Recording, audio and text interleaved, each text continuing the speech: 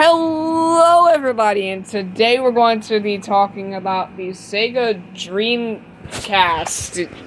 Yeah, we're talking about this thing. Have you ever had one, or even heard of it? Hey, don't disrespect old people.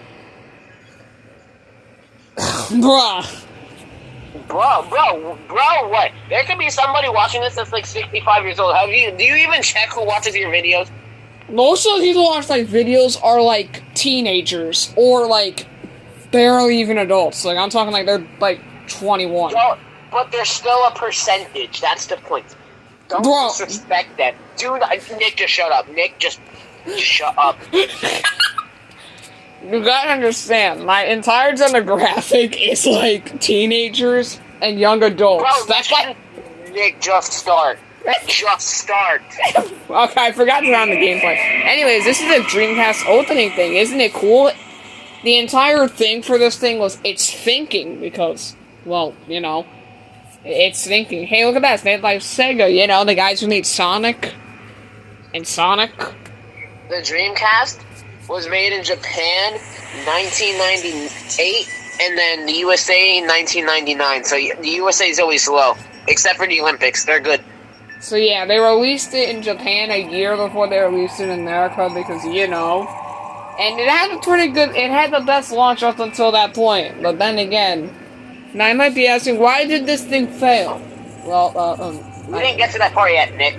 What? What do you mean didn't get to that part? Yeah, we still have to introduce everything else. Oh yeah, you're kind of right. So alright. Instead of, you know, nowadays I'm referring it to Madden because, you know, there's a lot of Madden players out there. Not true.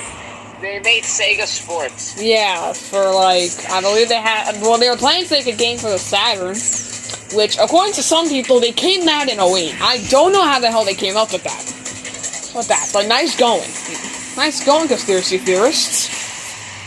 They also had a release on the Dreamcast, and Madden was originally on the Super Nintendo, just to let you guys know.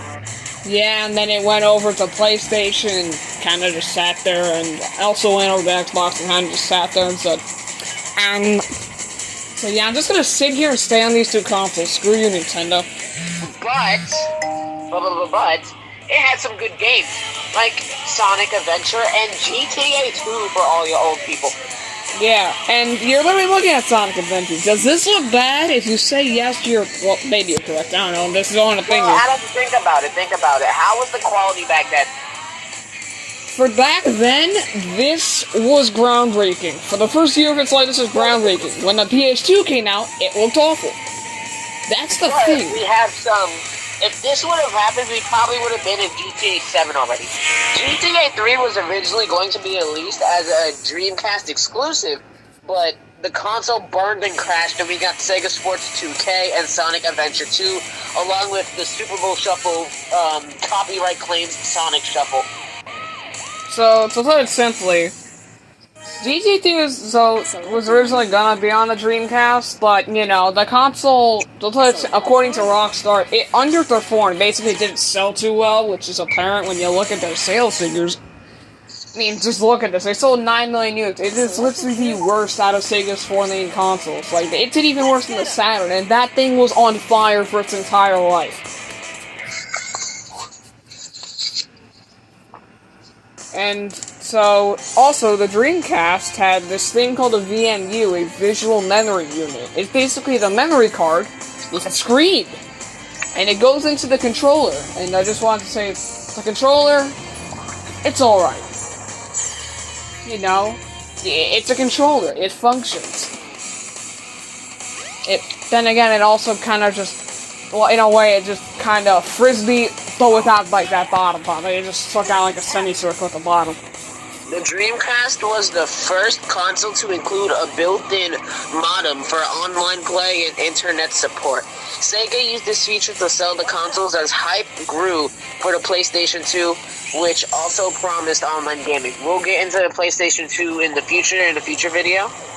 So yeah, basically it was the first one to actually include online play right out of the box. Sure, you had accessories that could do that, but, you know, this came with it right out of the box. The main problem is that it's a 56K modem. A broadband adapter, like which would literally come with the PS2, works better. So they released one for the Dreamcast. So that's kind of just a band-aid fix to your broken leg. Broken leg, it doesn't really work. So yeah.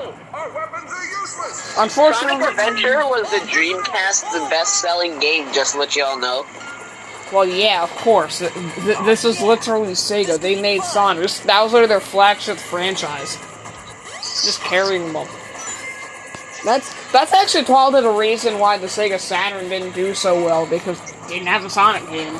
They didn't have a mainline one. We got Sonic R. I think I can see why people stayed away from this console. So, I think we've gone through almost everything. We had some great games on here, but the PS2 was the PS2. They promised to do everything. Dreamcast couldn't do everything. They couldn't give you advice. The PS2 also couldn't give you advice, but that's not part of everything. Nothing gives you advice. What? However, the Dreamcast was not very successful commercially because commercials weren't that good back then. Some factors that may have contributed to its failure include competition from the PlayStation 2, limited third-party support, and Sega's reputation being tarnished by the earlier features of the Saturn and X. Jesus Christ. So yeah, put simply, their reputation was absolutely great. They worked in their reputation great in the early 90s. And according to their Sega of America... In the early 90s. Just let you know they were released in the late 90s. Yeah, I know, I'm talking like earlier and why their reputation got ruined. According to the Sega of America press in the early 90s, they were the cool kids. The cool kids is crazy. Yeah, and they actually managed to start beating Nintendo in terms of sales, and then they released the 32X for the Genesis. When they released the Saturn in Japan. So, which one would you rather buy? A 32-bit version of the Genesis, or would you rather just buy the brand new console, which you know is going to get more games? I would rather buy the new console. Exactly. They split their bits, and the 32X only sold like 800,000 units. And the Saturn, well, they made a mistake, because Sega of Japan said, hey, launch it early. Wait, what? Yeah, see this? Basically, this was at the first ever E3, which is basically games companies just talking about whatever the hell they're gonna release soon. They said, hey man, we're gonna launch in September. No, launch it now. What? Launch it now. No, that's not gonna work. I don't care. I want this thing to sell bad.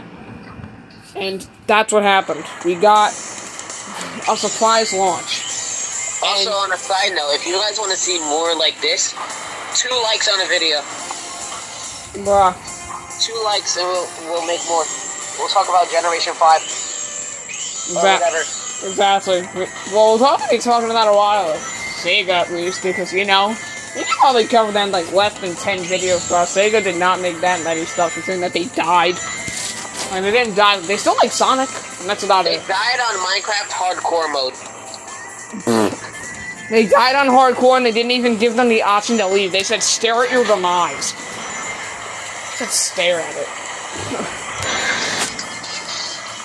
Now, Sega did try to make a comeback in the early 2000s, but failed miserably. So put simply, the Dreamcast had a good launch, but the PS2 said, you are my son, and basically just started creeping up on them, so they said, you know what? Hey man, we're gonna give you a Dreamcast, just take it. Take it. Come on man, take it. Take it!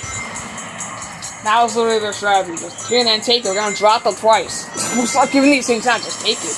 Take it for $20 or like, just take the thing! Just take it, please! Take it, please? Crazy. Yeah, at this point, they were like, dude, we just gotta make a good presentation, so they're like, dude, we'll give you everything, okay? We'll give you, like, we will give you my legal home and my contact information. So yeah, they got pretty desperate, and it didn't really work, because they kinda just outright stopped making them when the GameCube was announced, and they said, screw this, but I'm out of here. And they dipped from the game console market permanently. They just left forever. And it said we have the Xbox. Did we really make a worthy trade? We'll talk about that in another video. We actually talked about this for surprisingly long. We've been here for 10 minutes talking about the Dreamcast. It's just an interesting topic. This is when Sega left.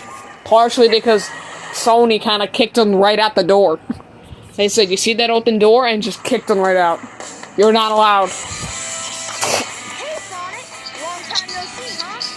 So yeah, that is the Dreamcast. It was cool. We'll be talking about the GameCube next video. Hope you guys liked it. If you didn't, well, I don't know. Yeah, so we'll try and keep it short for the GameCube because we went pretty long on this one. We kind of just yapped. Certified yapper. But yeah, that's it for this episode. If you guys want to see more, just 2 likes on the video. But we're gonna upload the second part anyway. Now the Dreamcast is gonna be about the GameCube, and then yeah, see you in the next one. Final word, Nick. Go. All right, well, next time we're gonna be talking about the Nintendo GameCube, but this was it for the Dreamcast. Peace from Sega. Hope y'all enjoyed, and goodbye.